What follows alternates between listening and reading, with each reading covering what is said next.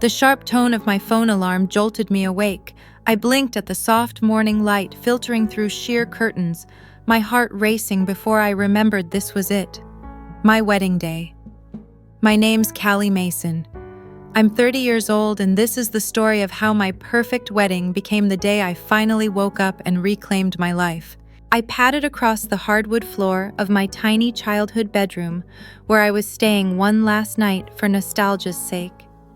My simple white dress hung by the closet, an elegant satin gown I'd chosen precisely because it made me feel beautiful without being flashy. Grandma Hazel's pearl earrings glinted on the vanity.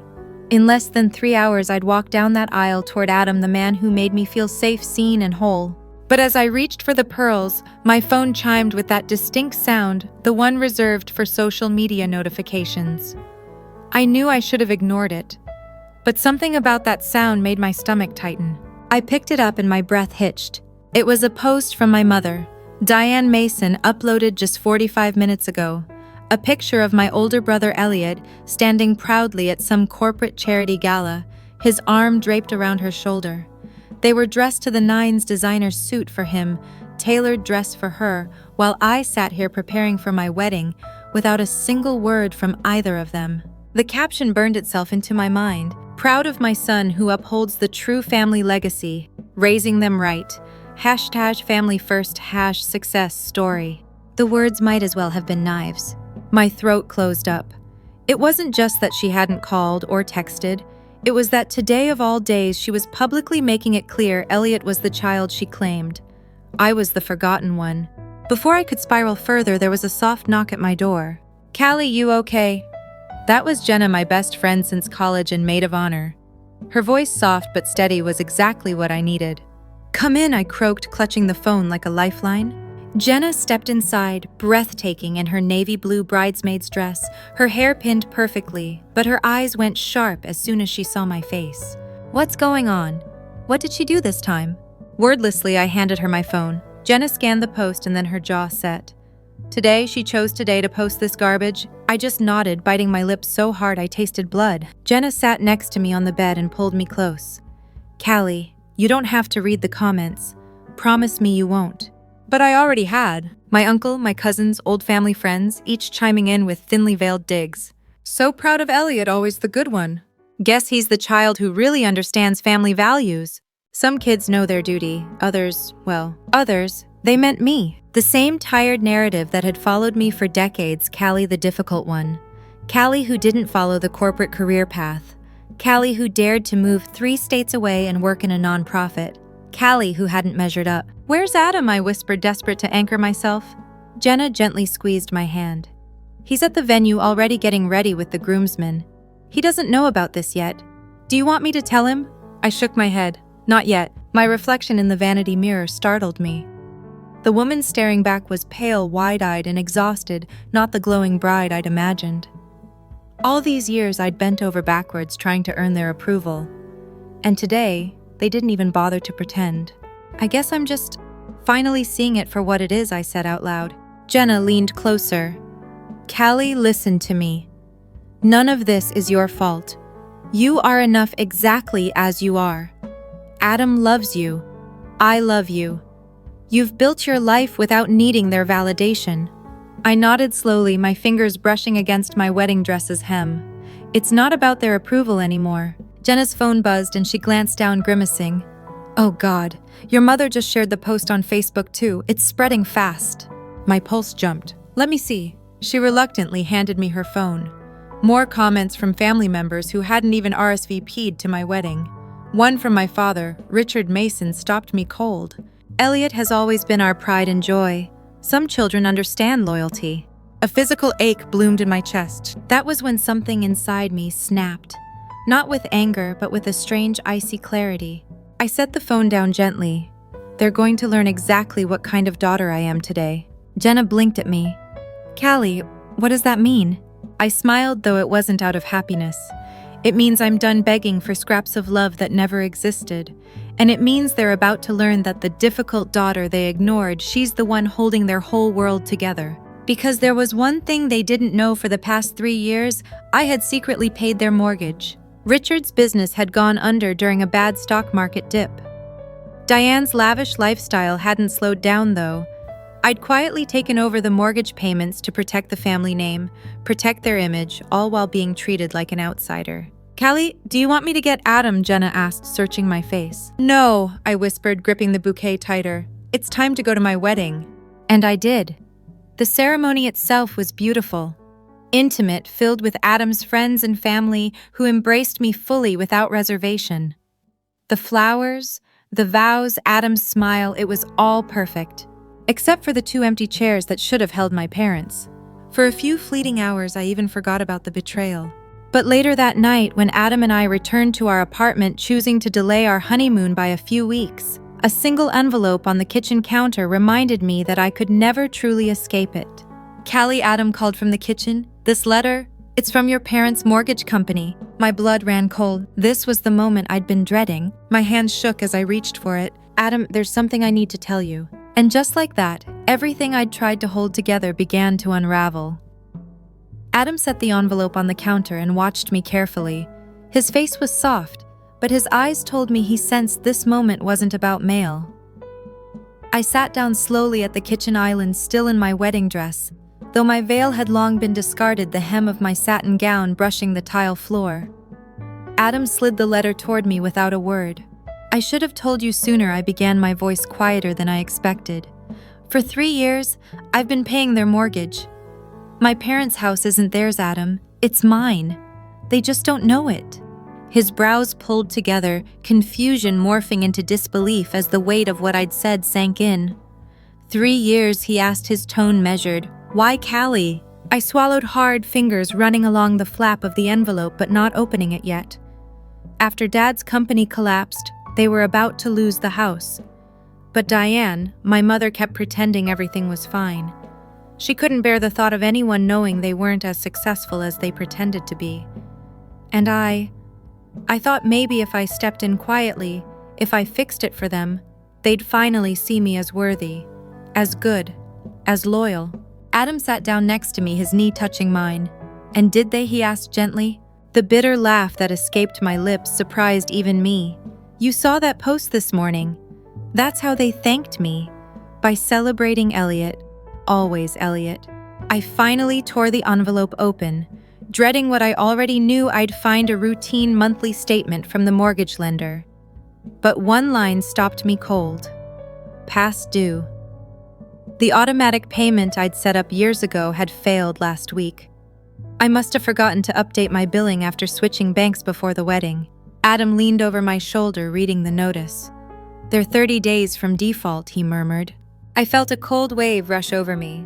The timing felt almost poetic, a brutal punctuation mark on the day they'd chosen to erase me publicly. Adam's hand found mine. "Callie, what do you want to do?" I stared at the statement again. The number was clear: $200 due immediately, another $200 due in 2 weeks. And I could pay it. I could log in right now and fix this. Again. But I didn't want to fix this anymore. "I don't think I can keep saving them," I whispered, my throat tightening. "They don't even know I have been. And even if they did, would they care? Would they thank me? Would it change how they see me?" Adam said nothing, giving me space. Every month, I continued, voice almost shaking. I paid that bill without fail. And every month I waited for a sign that they saw me, that maybe they finally respected me. But this morning, that post, it made it so clear I was never their child the way Elliot was. Adam gently took the statement from my hands and placed it on the counter. "Then maybe it's time to stop buying their affection." I nodded, though tears pricked my eyes. "But when the payment fails again, they'll panic." "Let them," he said simply. And I knew then that I wouldn't rescue them again. That evening, as Adam cooked us a simple pasta dinner, my phone buzzed. It was Jenna. "They're already spinning a story," she said without even saying hello. "Your mom just posted another status. She's hinting at some mysterious financial issue they're handling privately. But she's painting it like they're still fine, like they're above it all." My chest ached. I could picture Diane sitting in her pristine kitchen, fingers typing away as she crafted her image of perfection. And it hurt. It hurt because I wanted her to be different. I wanted her to reach out, to apologize, to see me. But instead, she was working overtime to control the narrative, again. "Thanks for telling me," I said softly. She's blaming market fluctuations and calling Elliot her rock, Jenna added. Not a single mention of you, not even after today. It was the last crack I needed for everything inside me to crumble. After dinner, I sat at the kitchen table with my laptop open. Adam sat across from me quietly watching. The automatic payment for their mortgage was set to renew in 4 days. I could let it run as usual, but I couldn't nod anymore. I hovered my finger over the cancel button.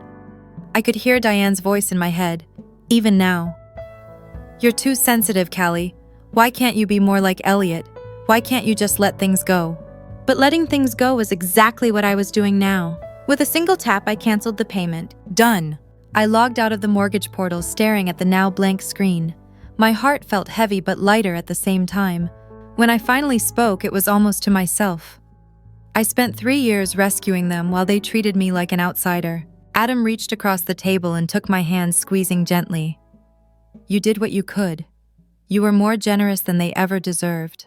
I nodded, but I wasn't finished. There was a small box tucked under my bed. A box I hadn't touched in years. Inside was every thank you card they'd never sent. Every gift I'd bought them that had gone unacknowledged, every holiday card they hadn't replied to. And on top, a letter my father had written me when I was 17, the last time he'd said he was proud of me. I pulled it out now and unfolded it carefully. Callie, it began. You have a bright future no matter what path you choose. I'll always be proud of you.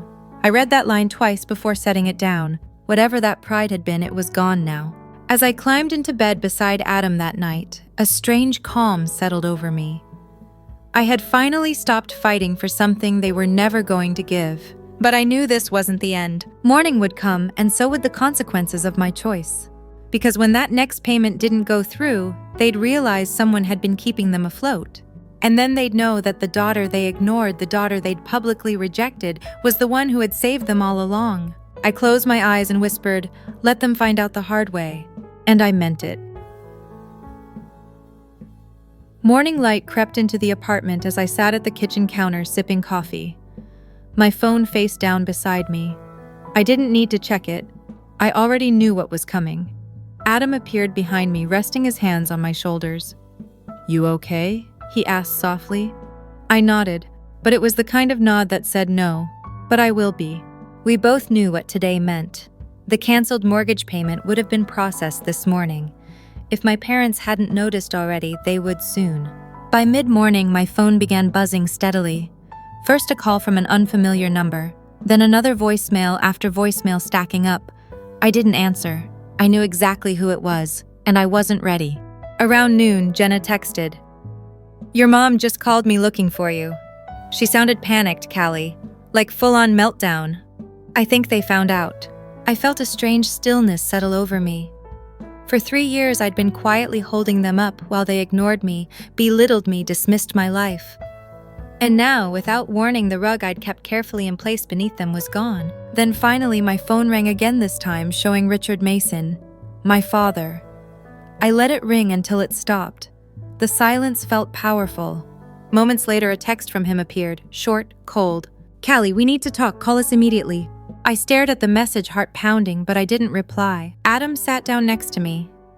"You don't have to answer, you know," he said gently. "I know," I whispered, "but I will. Just not yet." By late afternoon, it wasn't just my parents. My brother Elliot sent a message too. "Hey Cal, what's going on with Mom and Dad's mortgage? Mom's freaking out. They said the bank called about a missed payment. They're confused." Confused. I laughed out loud, a sharp, bitter sound that startled even me. They weren't confused. They were finally discovering the truth. The perfect family life they'd clung to had only existed because of me. That evening, Adam and I made dinner together, music playing softly in the background. It should have felt like any other night. But my phone sitting silent for the first time all day felt like a ticking time bomb. Then, just as we were finishing our meal, a knock came at the door. I froze. Adam gave me a look, silently asking if I wanted him to handle it. But I already knew who it would be. I stood slowly and opened the door. And there they were, Richard and Diane Mason, standing in the hallway of my apartment building for the first time since I'd moved out 10 years ago. They both looked different, smaller somehow. Diane's usually impeccable hair was pulled back hastily, her makeup smudged. Richard looked tired, his sharp businesslike facade cracked and weary. Callie, Diane said quickly, her voice trembling. We need to talk. I didn't invite them in. I stayed in the doorway. About what I asked, keeping my voice calm. You know what this is about, Richard snapped. The mortgage. The bank called us this morning. What's going on? I crossed my arms, leaning against the frame. You're just now realizing your mortgage has been getting paid by someone else for 3 years, aren't you? Richard's jaw tensed. Diane clutched her purse so tightly her knuckles turned white. You've been paying it, Diane whispered. For 3 years, I confirmed, ever since your financial collapse after Dad's business went under. You were weeks from losing the house, but you wouldn't ask for help. So I stepped in. But why didn't you tell us? Richard's voice rose defensive. Why would I said quietly. You never wanted my help. You barely acknowledged my existence. You were too busy pretending everything was fine, bragging about Elliot, acting like I was an embarrassment. That's not fair, Diane blurted. Fair? I shook my head slowly. This has nothing to do with fair. This is about loyalty. The loyalty you accused me of lacking my entire life, when in reality I was the only one keeping your secret afloat. You never even thanked me. Richard took a step forward. Callie, this isn't the time for bitterness. We need your help. The payment failed and now we're behind. We're in trouble. The words landed like a cold slap, but they didn't sting the way I thought they would. 3 years, I repeated softly but firmly. 3 years of payments, of watching you celebrate Elliot while dismissing me. And the moment things go sideways, you come straight here to ask for help again. Because now I'm useful to you again. Adam appeared beside me, then his presence grounding me. He didn't say a word, he didn't need to. He was a silent reminder that I wasn't alone. We'll lose the house, Callie, Diane said, her voice cracking. Do you understand what that means? We'll have nowhere to go. Maybe you should have thought about that, I said gently, before you spent my wedding day posting about Elliot as your pride and joy while ignoring me completely. Maybe you should have thought about that before deciding I didn't matter. Richard's face hardened. You're being cruel. I met his gaze without flinching. No, Dad, I'm being honest, for the first time in my life. Diane's tears were falling freely now. Callie, please. I swallowed hard. Part of me, the old part, ached to fix it for them again. But another part of me, stronger and finally awake, knew I couldn't. Go home, I said softly. Figure it out. I closed the door gently before they could say anything else. Inside, I felt breathless but free. Adam pulled me into a hug without speaking, holding me as I shook from adrenaline. Finally, I pulled away just enough to whisper, It's not over, is it? Adam shook his head. No, but it's finally starting. And he was right. That evening, as we settled onto the couch, my phone buzzed with another text. This one was from Elliot. We're having a family meeting Sunday afternoon. You're expected to come, 2 p.m. Expected. I showed the text to Adam. He raised an eyebrow. Are you going? I thought about it for a long moment, then nodded. Oh, I'm going, I said softly. But this time I'm going on my terms. For the first time in my life, I was finally ready to show them exactly who I really was. Sunday arrived sooner than I expected, but I was ready. Ready in a way I hadn't been before, not ready to fix things, but ready to face them with my eyes wide open. I chose my outfit carefully, sharp black slacks, a crisp white blouse, no jewelry, except Grandma Hazel's pearl earrings. A subtle reminder to myself that I could still honor parts of my family's legacy while refusing to be a victim of it. Adam offered to come with me, but I shook my head. This is something I have to do alone, I told him. His face said he didn't like it, but he respected it. At 2:10 p.m., fashionably late, deliberately, so I parked outside my parents' house. The house I'd paid for month after month silently, while they told everyone what financial geniuses they were. The house where every family photo displayed Elliot front and center, and where I'd always felt like a guest. I knocked once and walked in without waiting for an answer. Diane was seated on the sofa, looking pale and fragile, clutching a tissue she hadn't even bothered to dab her tears with.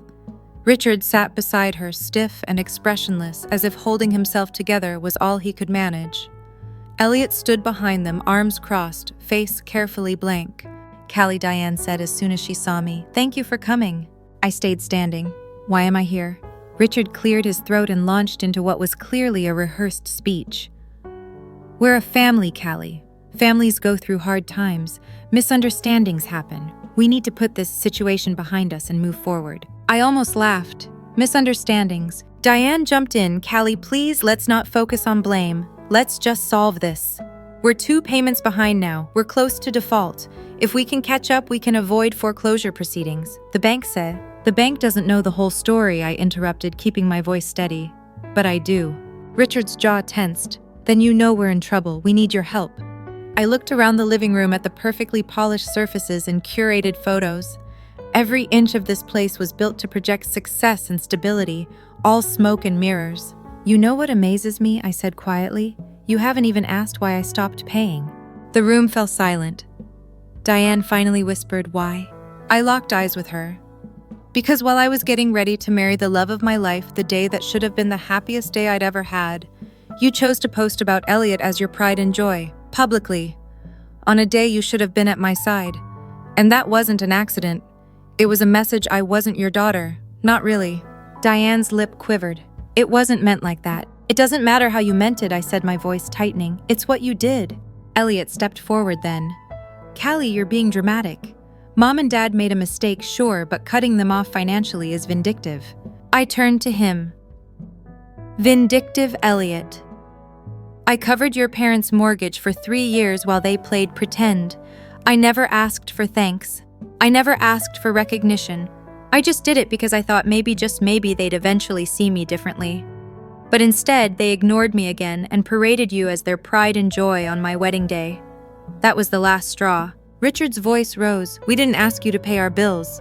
You didn't have to, I said, shaking my head. You just expected someone to save you while you kept up appearances. Diane burst into fresh tears. You're our daughter. We love you. Please, we can't lose this house. I stepped forward slowly and placed a manila envelope on the coffee table between us. Inside is every receipt, every confirmation, every payment I made to keep this house from foreclosure. Over $100,000 in 3 years, my savings, my sacrifices, all while you looked straight through me. Richard reached for the envelope, but I stopped him with a single word. No. He froze. You can keep the envelope, I continued, but I'm not here to negotiate or rescue you. I came here to tell you something face to face. This is no longer my burden to carry. You need to figure this out on your own. I'm done. Diane's shoulders sagged. Callie, please. Elliot scoffed. You're seriously walking away after all this? I met his gaze without blinking. I should have walked away years ago. I just didn't know how. But now I do. Richard stood up suddenly. You're making a terrible mistake. One day you'll regret this. Maybe, but today I felt clear. I don't think I will, I replied calmly. Not this time. As I turned to leave, Diane's voice cracked behind me. Where will we go? I paused in the doorway, but I didn't turn back. I don't know, but you have Elliot, your pride and joy. Maybe he can help now. And then I left. I walked out of the house that had never really felt like home, out of the shadow I'd lived in for 30 years. The sunlight felt sharp and clean as it hit my face. When I reached my car, my phone buzzed again, a message from Jenna this time. Callie, you might want to check Facebook. I opened the app instinctively. Diane had already begun spinning her new story. A post on her profile read, "Some children honor family values, others disappoint us deeply. Please keep us in your prayers during this difficult time." The comments were pouring in sympathy, outrage, speculation, and not a single person knew the real story. Not yet. I let the phone fall into my lap, smiling faintly. It didn't matter what Diane wrote now. For once, I wasn't the one holding her narrative together. That evening, Adam poured me a glass of wine while I sat at our dining table processing it all. How do you feel? He asked gently. I considered it for a long moment, relieved, scared, sad, but mostly free. He raised his glass. To freedom. I clinked my glass against his. To freedom. But I knew this wasn't the end. Because while Diane and Richard scrambled to protect their image, another thread was quietly unraveling, a secret I hadn't seen coming. And it was about to change everything. The next morning began quietly, too quietly. For the first time in weeks, there were no new messages or missed calls, no desperate voicemails from Diane, no angry texts from Richard, no lectures from Elliot about family loyalty. But I knew this calm was temporary, the eye of the storm. I sat at the kitchen table sipping coffee, savoring the silence when my phone buzzed with a message that felt different. It was from Margaret, my mother's sister, someone I hadn't heard from in years. Callie, can we meet today if possible? I have something you need to know. It's about Elliot and the house. My stomach tightened. I replied quickly, when and where? 10 minutes later, we arranged to meet at a small diner across town. Adam offered to come, but I shook my head. I need to hear this alone. The diner was nearly empty when I arrived, the kind of place that smelled like old coffee and worn vinyl booths. Margaret sat at a table near the window, looking older than I remembered, but her eyes were sharp, clear, determined. She didn't waste time with small talk. Callie, she began leaning forward. I should have reached out sooner.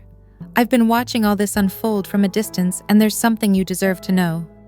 Elliot hasn't just been standing by during all this. He's been using the situation. I frowned. What do you mean? Margaret hesitated, then pulled out a manila folder and slid it across the table. These are copies of property records, loan applications, and pawn slips. Elliot has been quietly pawning family heirlooms and attempting to take out a loan against your parents' house. I stared at her, feeling the blood drain from my face. A loan? Yes, she said gently. A large one, $50,000. He used forged signatures to try and secure it, your father's signature to be exact. The only reason it didn't go through is because you stopped paying the mortgage. The foreclosure proceedings flagged the account, or he might have succeeded. I sat back hard in the booth, heart pounding. Why would he do that? Margaret sighed. I think Elliot's drowning financially. His flashy lifestyle, the luxury apartment, the constant vacations, they were all smoke and mirrors. His credit cards are maxed. He was planning to use the house to bail himself out, but your payments were masking the truth. Everything began falling into place. The constant praise Elliot had received, the illusion of success, his endless stream of expensive suits and Instagram-worthy weekends, all of it built on lies. And my parents didn't know I asked. Margaret shook her head. Not yet, but they will soon. And when they do, I doubt Elliot plans to take responsibility. The anger that rose inside me felt different than before, not hot or sharp, but cold and focused. This wasn't just betrayal by Diane and Richard. Elliot had been running a parallel scam right under their noses and mine. Why are you telling me this now? I asked. Margaret's expression softened. Because I should have spoken up sooner. I saw how they treated you your entire life. I stood by and said nothing when Diane froze you out and favored Elliot at every turn. But this crosses a line even I can't ignore. You deserve to know the truth, Callie. I gathered the papers, slowly sliding them into my bag. Thank you, I said quietly. As I drove home, the weight of what I'd learned sank deeper. The house wasn't just a symbol of my parents' hypocrisy anymore. It was a battlefield. And Elliot had been fighting his own war behind the scenes. When I walked through the door, Adam looked up, immediately reading my face. What happened? He asked. I handed him the folder. It's Elliot, I said simply. He's been trying to steal the house. He forged our father's signature for a loan. The only reason it didn't work is because the bank caught the foreclosure. Adam's expression darkened as he flipped through the papers. Jesus, what are you going to do? I'm going to confront him, I said, my voice steady. But not yet, not in secret. I want them all there when I do it. Adam hesitated. That family meeting. I nodded. Exactly. Sunday at 2 p.m., just like Elliot planned. The rest of the week passed slowly but purposefully. I prepared meticulously, gathering documents, printing records, making sure every fact was clear and indisputable. I wasn't going to yell or cry or plead this time.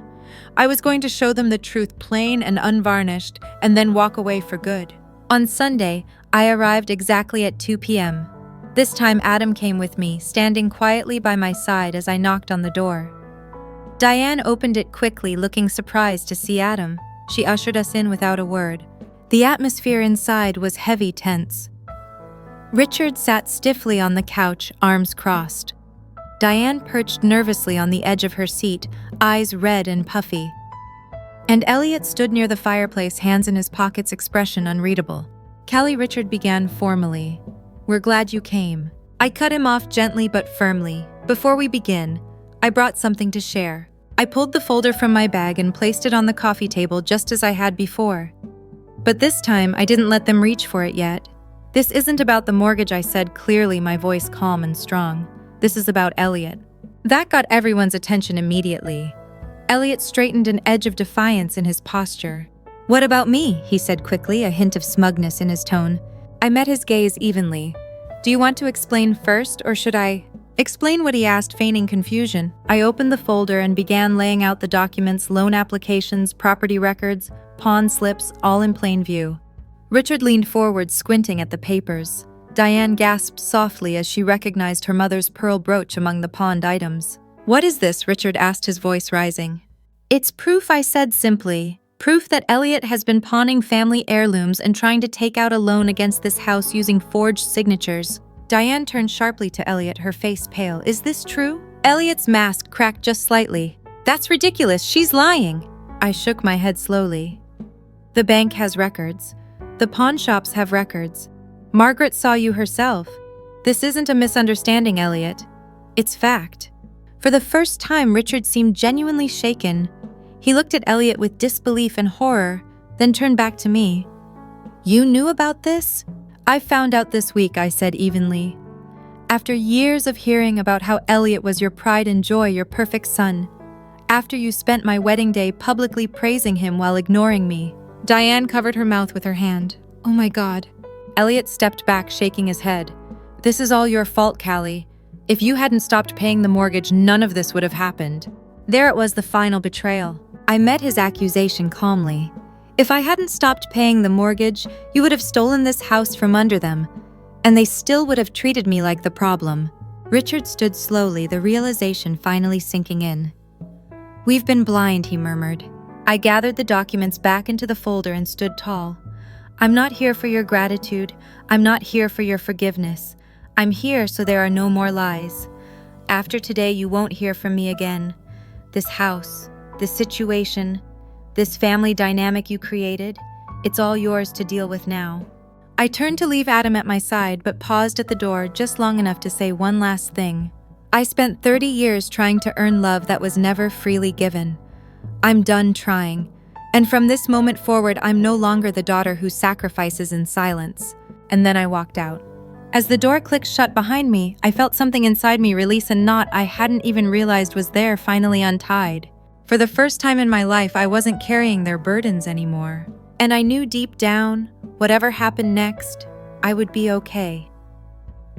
The air outside felt different as Adam and I walked back to the car. The sun was bright, but soft, and for the first time in a long while, my shoulders felt lighter, no invisible weight pressing them down. I didn't look back at the house. I didn't need to. The door was closed both literally and figuratively, and I was finished carrying their burdens. But the story wasn't done. I knew they would scramble to patch the damage. Diane and Richard would try to rewrite the story again, spinning their narrative to anyone who would listen, desperate to protect their image. Elliot would either disappear or double down on his deflection and charm, pretending none of it was his fault. Sure enough, that very evening, Jenna texted me a screenshot. Diane had posted another cryptic message online. "In difficult times, true family reveals itself. Some betrayals cut deepest when they come from those you raised with love." The comments underneath were predictable: sympathy, speculation, concern. A few old family friends chimed in with, "So sorry you're going through this. Diane, praying for you, and you raised your kids right. Don't blame yourself." Adam glanced over my shoulder and shook his head. "She's really leaning into the victim act, huh?" I just laughed quietly, a genuine laugh this time, not bitter or hollow. Let her. Let them all. It doesn't matter anymore. But the next morning brought something I hadn't expected. A knock on my door. I hesitated before opening it, already knowing who it would be. But it wasn't Diane or Richard. It was Elliot. He looked disheveled, tie undone, dark circles under his eyes, shoulders slumped in defeat. "Callie," he said, his voice hoarse, "can I come in?" For a moment I stood frozen, memories of a lifetime of comparison, of favoritism, of casual dismissal crashing through me all at once. Then I stepped aside. "Talk," I said simply. Elliot sat down at the kitchen table, burying his face in his hands. He didn't speak at first, just breathed heavily like he was gathering himself. Finally, he looked up. "I messed up," he admitted, and those 3 words felt like the first honest thing he'd ever said to me. "Yeah," I replied quietly, "you did." He nodded slowly. "I thought I could get ahead. I don't know what I thought. I was drowning and I convinced myself I could fix everything before anyone noticed. I never planned to get caught. You planned to steal the house, I said calmly, not letting him soften the truth. His face twisted. It wasn't supposed to get that far, but it did. He exhaled sharply. They don't know what to do. Mom's falling apart. Dad won't even speak to me. And they can't afford to keep the house. They're going to lose it. I can't fix this, Callie. I know, I said. Do you? He asked, desperation creeping into his tone. Because they've always depended on you to fix everything, even when you weren't supposed to, even when you shouldn't have. And I think they're waiting for you to step in now, even after everything. That much at least was true. They might be, I agreed, but they'll be waiting a long time. Elliot sat back, rubbing his eyes. What are they gonna do? That's not my concern anymore, I said, my voice steady but not unkind. They can figure it out. You can figure it out. I'm done carrying all of this alone. His expression shifted, something almost like acceptance replacing the panic. I'm sorry, he said quietly, and I believed him in his own way, but his apology didn't change the past. I hope you mean that, I replied gently, standing up. But even if you do, I'm still walking away. Elliot nodded. I get it. He left without another word. When the door closed, Adam emerged from the hallway, wrapping his arms around me from behind. How do you feel? He asked. Tired, I admitted, but lighter. I don't need their approval anymore. I finally understand that I never did. And it was true. The next week brought the inevitable fallout. The foreclosure notice became public knowledge thanks to one of Diane's neighbors, Georgia, of course, who gleefully posted a picture of the notice taped to their front door on the neighborhood Facebook group. The comments were brutal. I thought they were doing so well. Didn't Diane just brag about their investments last month? I heard Elliot was trying to get a loan. Shady stuff. Diane tried her best to manage the narrative, posting vague quotes about ungrateful children and betrayal, but the truth had a funny way of surfacing. People started talking, whispers turned into questions, and those questions turned into doubt. And for once I stayed completely silent. I didn't post, I didn't defend myself, I didn't correct anyone. I let the truth live its own life without my interference. Jenna called me one evening laughing. Callie, you won't believe this. Diane just deleted her Facebook account. I smiled. Good. The same day, Margaret called to tell me the bank had scheduled the house for auction. 30 days and it would be gone. It felt like the end of an era, but not my era. By then, Adam and I had already moved forward. We booked our delayed honeymoon, planning 2 weeks somewhere sunny and peaceful, far from everything. On the night before we left, I sat at my kitchen table one last time, looking at the single remaining family relic in my possession, Grandma Hazel's pearl earrings. I would keep them not as a symbol of my family's approval, but as a reminder that I had survived. As Adam and I boarded our flight the next morning, I felt an extraordinary sense of peace. The house was gone. Their perfect facade was gone. But I wasn't. I was still here. And for the first time, I wasn't just surviving. I was living. When the plane lifted off, I closed my eyes and let out a long, deep breath, feeling truly free for the first time in my life. No more chasing their love. No more fixing what they refused to fix themselves. No more being their difficult daughter. Just me. Just Callie. And that was more than enough. Story 2. My family blocked me from the group chat during my wedding. Then I came across pictures of them on vacation in Hawaii. Caption the families that are now complete. I only sent one message. While it lasts, enjoy it. I removed my name from the family business that day. The payroll account was frozen. My dad received a call from the Internal Revenue Service a week later. He knocked on my door for 20 minutes that night. When I opened it, it wasn't just that they weren't there that surprised me. They blocked me from the family group chat at that precise moment on my wedding day. I recall waiting outside the location immediately following the ceremony. Everyone was making their way to the reception hall as the sun was lowering and the sky had a gentle golden hue. Emma was laughing with her bridesmaids about the wind catching her veil. In my pocket, my phone buzzed. When I looked, I saw that it said, "You have been removed from Smith Family Core." I had assumed it was another congratulations message. No context, no warning. Simply gone. As if it were written in a foreign language, I gazed at the screen. My initial thought was that it was an error. Perhaps Caleb accidentally tapped something. Perhaps Dad was trying to change the group photo or mute notifications because he was confused. That group chat has existed for 8 years. Birthdays and holidays. News about the family business. Everything passed through it. However, when I attempted to open it, nothing. I couldn't get in. At that point, I became aware that they were absent. Their table was empty of chairs. As a result, the chairs were arranged precisely. Mark, Caleb. Mom and Dad are all empty. The waiters were constantly checking for tardiness. Alan, my closest friend, asked if they were stuck in traffic. I simply shrugged. I did not want to spoil the night. The fact that they had RSVP'd more than once made matters worse. They had filled out the online form, texted to confirm again the previous month, and even discussed their attire. My mother went to great lengths to avoid conflict with the bridesmaids. Mark invited his girlfriend to attend. Yes, I replied. They weren't merely anticipated. The damn plan included them. Before taking family pictures, the photographer kept asking if we wanted to wait for them. I continued to put it off. Eventually, we simply left them out. During dinner, Jody asked in a whisper if there had been any interaction between us. I told her I had no idea. That was the reality. I didn't receive a response until the third day of our honeymoon. Before going to our cabin rental, we were in Napa only for a few tastings. I opened Instagram to see Emma selecting a bottle, merely by habit. Then they appeared standing on a Maui beach. They are all four smiling, holding cocktails, and wearing matching floral prints. Even his father, who never takes pictures, had Mark's arm around him. The caption said that the family was now complete. I merely sat there. No passion, no tantrum. Simply empty. Two asides. At first she remained silent. Simply place her hand over mine. I informed her that I had one item to send. From her phone, I launched WhatsApp. She typed one message while still in the group. While it lasts, enjoy it. I opened my laptop after that. Smith wrote, "My dad wasn't the only one in logistics. I had been making it a reality for the past 6 years. I was the one who got us online even though we were co-owners. Got the job at Walmart. Half of the logistics were automated. For transactions exceeding $10,000, I would configure the dual signature protocol. He had no idea how to use it. I deleted my name from the company registration after logging in.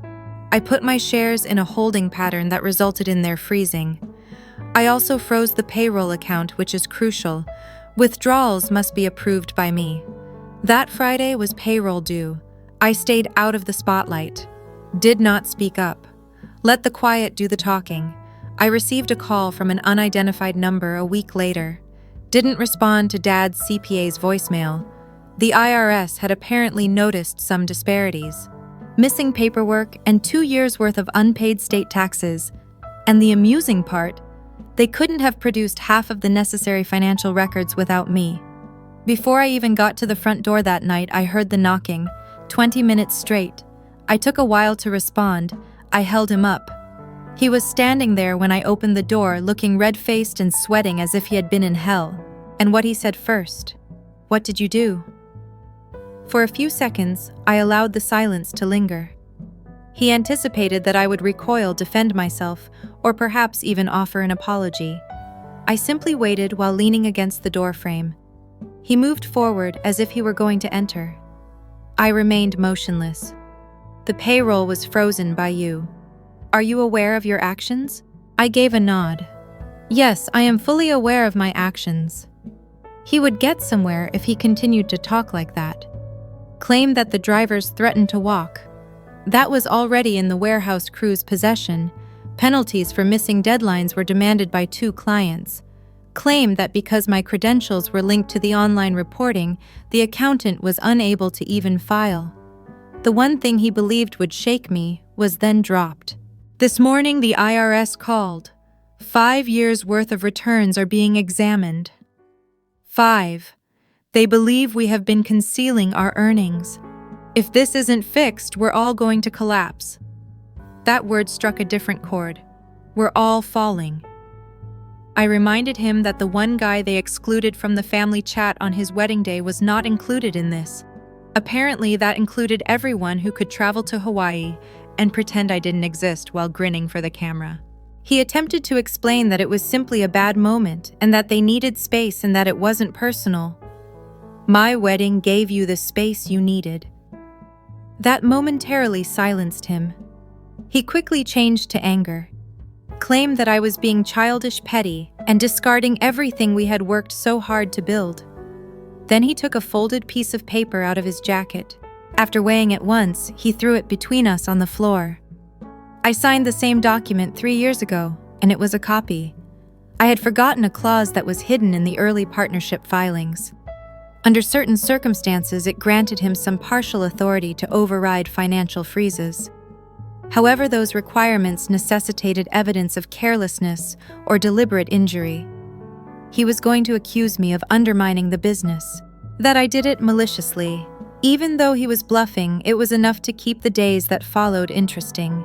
His attorney sent a cease and desist letter by Monday. I had responded to mine by Tuesday with a thorough audit of all the financial decisions I had made since joining, including the ones I had flagged over the years, all of which I had screenshots of, and several of which had verged on tax fraud. I kept most of it from Emma. Although she was aware of the outline, I spared her the anxiety. Before my family's chaos spilt into our new life, I wanted her to have at least a few days of peace after we returned from our honeymoon. For the first time in 2 months, Mom texted on Wednesday. "Could we please have a conversation? This is becoming unmanageable. No explanation, no apology." A tiny, delicate olive branch tossed like a discarded tissue. The situation changed by Thursday when the CPA began contacting me directly, even though I didn't reply.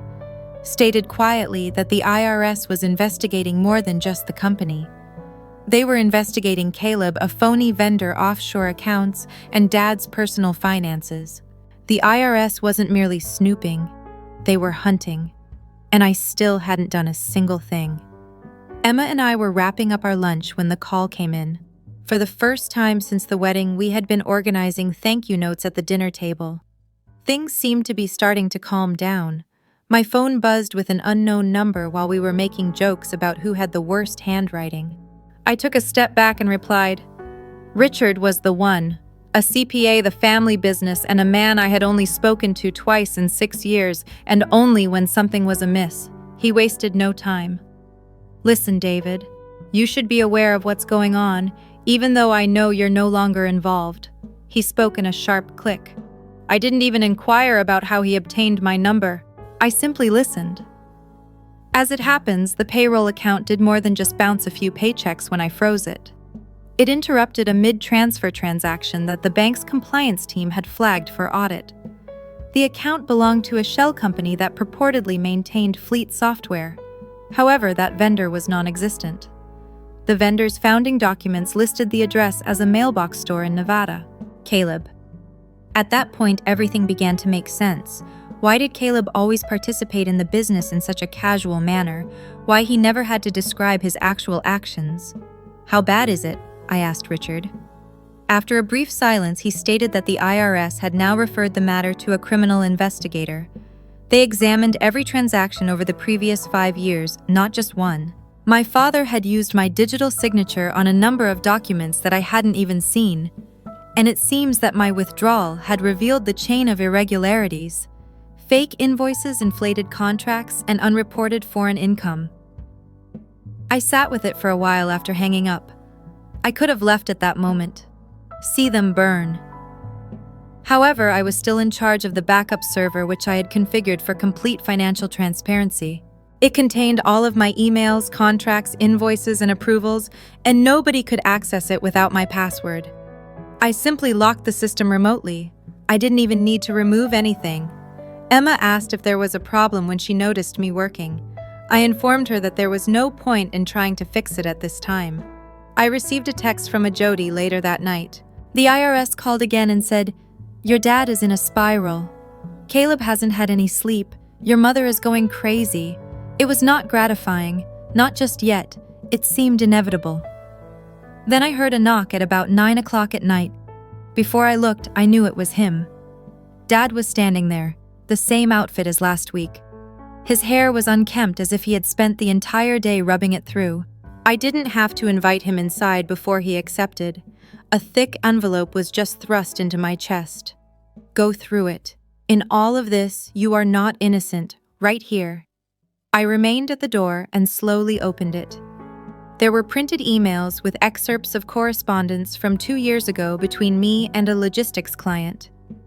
I recall that transaction, though, because my name was on the approval line of a big shipment contract. A standard delivery quote was approved by me. He was the one who later changed the invoice to conceal excess money and inflate the delivery cost. If the IRS sees those emails out of context, they won't just come after me, he said, leaning in. They will also pursue me. He believed that I would drop everything because I would be afraid. Unfreeze the accounts, log back in, and assist them in cleaning up the mess, not even blinking. I wish you luck in that endeavor. I said, you changed those figures, not me. His voice changed. After attempting to persuade me, he said that we could clean it up together if I returned right away. Claimed that they erred by skipping the wedding and that it is still a family business. However, we can get past that. He had never even brought it up before, and he believed that was sufficient. All of this would be resolved if he made a passing reference to leaving me on the most significant day of my life. I simply gave a headshake. That bridge was destroyed by you. You're angry now. The fire is getting bigger. He remained motionless for an additional moment, as if he had something more to say. He turned and proceeded down the driveway after that. I locked the door after closing it. Not to be safe, to illustrate a point. Our former legal counsel sent me an email the following morning. It seems that my dad was attempting to raise liquid cash by selling company shares to a third party in a panic sale, but he was unsuccessful. Every significant asset still had my name attached to it. And the investigation was now as well. I anticipated repercussions, irate texts, threats, and perhaps even a last-ditch voicemail from my mother attempting to mend things. Hearing from someone I hadn't spoken to in more than 10 years was unexpected. I received an email on Friday morning from someone I hadn't seen since high school. My dad's estranged younger brother is Uncle Grant. When I was still in college, he had been forced out of the company. I was always told that he caused issues with the board and mismanaged funds. He sent a brief email. I heard what was going on. I waited for someone to notice it at last. Meet me if you want the full picture. Everything is mine. At first, I didn't respond. I had no idea how to interpret it. Emma insisted that I go. Stated that perhaps knowing what I was truly up against would be helpful at the very least. So I went to a diner 2 towns over and met him. He didn't appear resentful, but he did look older than I remembered. Simply exhausted. Before our coffee had even arrived, he slid a manila folder across the table. Copies of old bank transfers, emails, and one document in particular that made my stomach turn were all inside. It had to do with agreement, day to day 8 years ago, with Uncle Grant's and my dad's signature. The rationale behind the acquisition, not poor management, silence, not failure. Uncle Grant had reportedly learnt that Dad and Caleb had been using surplus warehouse lease income to fund a side venture, a private shell company operating under Mom's name that purchased and sold commercial trucks at exorbitant prices, primarily to our own business. The scam was full circle, draining the company's resources while enriching themselves. Grant would disappear and never talk about it again after learning that it offered him a payout on one condition. He kept the documents in case something went wrong, but he accepted the deal. Now that the walls were closing in and the IRS was circling, he thought it was time for someone else to find out. I took it all. I scanned it, twice backed it up. I thanked him and walked away.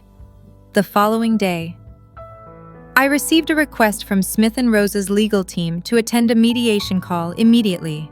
They wanted to get everything settled as soon as possible. Offer me a discreet buyout of all my shares in return for granting me access to the servers and locked accounts. I didn't pay attention to the message. That same afternoon, Emma came home with news of her own. While shopping downtown, she ran into one of the warehouse workers, Diego, a guy who'd been with the company since I joined. He told her something strange. Apparently, my dad had told the employees that I was the reason no one was getting paid, that I'd sabotaged the system. After a fight with my brothers, he was trying to turn them against me, said I was bitter and unstable. I didn't even get mad. I just laughed because by Sunday something happened that none of them expected. The IRS didn't just freeze the business accounts, they froze the personal ones too. My dad's, my mom's, and Caleb's all pending formal investigation. No access, no transfers, no warnings. Emma and I were having dinner when I got the alert. All three of them were on a list of financial holds issued as part of the wider fraud probe. They were locked out of their money. Everything. I set my foot down, leaned back, and smiled. The house of cards wasn't just falling now. It had collapsed. Monday morning, I woke up to 33 missed calls, 9 from that 10 from Mom. The rest split between Mark and Caleb. Not a single voicemail. Just silent panic. By noon, I had received 2 emails from the IRS requesting copies of the backup financial records, specifically the archived correspondence contracts and vendor activity that only I could access. I didn't respond yet. I wanted them to sweat. That evening, I got an unexpected knock. Emma checked the people first. It was my mother. I hadn't seen her since Christmas 2 years ago. She always preferred to play the quiet partner in family disasters, passive, smiling, never directly responsible. But this time she was the one standing on our doorstep, gripping her purse like it was the last stable thing in her life. She asked to come in. Emma left the room. We sat in silence for a few seconds, and then she launched into a rehearsed apology. She said she didn't know the full story, that she never agreed to skip the wedding, that Dad had convinced her it would be less tense if they just went away for the weekend. She insisted she tried to call. I told her she could have tried harder. Told her I'd seen the group photo, the one with the caption about the family finally being whole. She shifted gears fast, said they were in trouble, that the IRS freeze meant they couldn't pay their mortgage, their credit cards, even their groceries. She said Dad was falling apart, that Caleb had a breakdown, and that the company would be destroyed if I didn't help with everything we had built over the years. She then said something that chilled me to the bone. We are aware that there is an emergency fund. I went cold. Emma and I had arranged for that years ago. A different investment account that is in my name, bound by a trust. Not even in the company's operations. We did not record it. Few people were aware of its existence. How I inquired. She paused. It's possible that your father took some bank records from when you two had joint authority. He believes that funds ought to be reinvested in the company. Without the company, you would not have had it. She spoke as though it made sense, as if she thought it was true. I got to my feet. I don't give a damn about his opinion. We own that money. On my wedding day, you all abandoned me. I owe you nothing, she pleaded. Said the words literally, please. She then made one final attempt at a card. Your dad is going to go public if you don't help. Let's say you planned this and manipulated the books. I chuckled. She winced. They wanted to drag me down with them as they were cornered and drowning. I assured her that I had no plans to halt the inquiry, that I was only holding off on sending the IRS the entire archive because I wanted to see how far they would go. After a moment of stunned silence, she walked away without saying anything more. I turned in all of the emails, backup files, transaction logs, and Uncle Grant's paperwork the following morning. After shutting down the laptop, I took Emma to brunch. Allow them to burn. The investigation officially began 3 days after I sent the archive to the IRS. I was informed that it made the news by Emma. Due to years of tax evasion, a family-owned goods company is currently under federal audit. No names were given, but anyone in the area who knew the Smiths could figure it out. Friends began sending each other texts. Some of my former co-workers contacted me, some in disbelief, some simply to say they always sensed something wasn't right. My father sent me the last message I had ever read that evening. It was a screen grab of a court document written by his lawyer in which he accused me of violating a fiduciary duty, causing harm to the business, and putting the whole family under financial and emotional strain. He threatened to file a civil lawsuit if I didn't remove the documents. The number was blocked by me. Without hesitation, I then deleted my name, email profile, and everything else after logging into the company portal, which was one of the few things that was still operational. Not in retaliation, not with malice, merely because the moment had come. A few hours later, Mark attempted to call. This time he left a voicemail, claimed that I had overreached, claimed that I ought to have dealt with this within the family. I misunderstood the situation, and we could have had a conversation according to a paragraph that Caleb sent me via email. It's funny. On my wedding day, nobody wanted to talk. All of them failed to appear. Not a single message. However, they discovered their voices when their house was being audited and their accounts were frozen. I didn't respond. They all made decisions. I broke off all communication. I wasn't spiteful when I blocked them. I simply didn't want their poison to continue seeping into the things Emma and I had created. 3 months later, we relocated out of state. The town is clean now. The emergency fund was left unaltered. I resumed private consultations. Emma returned to her teaching. Jody and a few other family members kept in touch, and our life became calm, steady, and genuine. When we got together for dinner, some of our wedding friends would still bring it up. How my family did something that no one could believe, how foolish it was to put a vacation ahead of the wedding of their own son. They only care about control, and when they lose it, they lose everything according to the consensus of all. It has now been almost a year. I still occasionally receive unsolicited letters from law firms or distant cousins who are trying to catch up. I disregard them. I have a new rhythm and a new home with Emma. Now we discuss children. We take trips when we feel like it. I never imagined that we would laugh as much as we do. I have lost my anger. Just finished. I occasionally tell the truth when someone asks if I miss them. I miss the person I believe them to be. However, that version never appeared, not when it was important, and I won't now either. 6 days after I had assumed that everything was behind me, I received an email that completely stopped me cold. It wasn't a notice, it was from the IRS, not a request.